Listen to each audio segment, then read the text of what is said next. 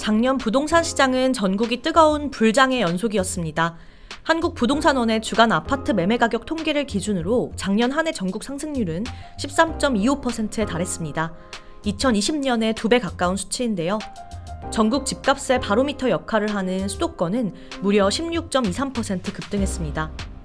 저금리 기조에 따른 폭발적인 유동성 증가와 주택 공급 부족, 전셋값 급등, 수도권 광역급행 철도 개발 호재 등으로 수도권과 지방 가릴 것 없이 전국 집값이 들썩인 것입니다. 하지만 지난해 4분기 들어 거래가 크게 줄고 시장 매수세가 가라앉는 모습이 나타나고 있습니다. 이에 부동산 전문가 10인의 2022년 부동산 시장 전망을 들어봤는데요. 10명 중 5명은 올해도 집값이 계속 상승한다는 쪽에 무게를 실었고요. 다만 상승률은 작년보다는 줄어들 것이라는 데는 대체로 의견이 일치했습니다. 3명은 올해는 집값이 내려갈 것으로 내다봤습니다. 장기 상승에 따른 피로감이 상당하다는 점에서 올해 집값이 조정 국면에 들어갈 수밖에 없다는 것이고요. 2명은 현재 수준에서 오르고 내리기를 반복하는 보합 장세를 예상했습니다.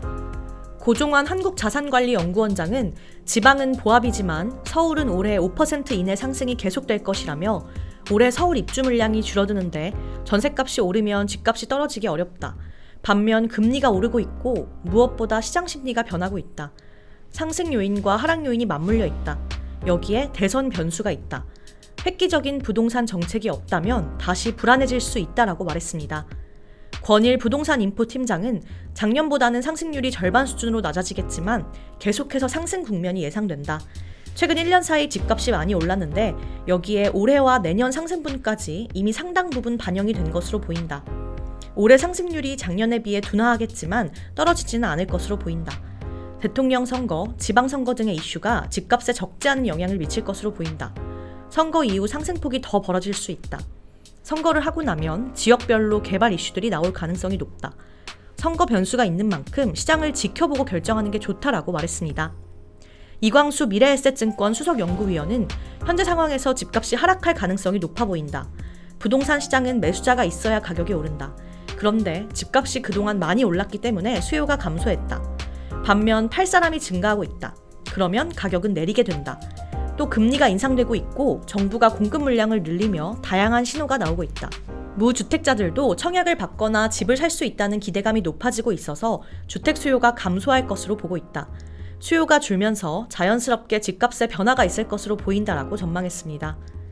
백광재 교보증권 연구원은 수요 감소와 대출 감소로 집값 더 오르기 어렵다. 1월부터 약세 전환될 것이라고 내다봤고요. 송인우 KDI 경제전략연구부장은 올해는 상승하고 내년부터 하락할 것으로 전망했습니다. 이재국 한국금융연수원 겸임교수는 입주 물량이 적어 올해까지는 상승 여력이 있다고 말했습니다. 전문가들 의견이 분분한 가운데 과연 올해 부동산 시장은 어떤 모습을 보여줄지 귀추가 주목됩니다. 이상 바른부동산 뉴스였습니다. 좋아요와 구독 부탁드립니다. 감사합니다.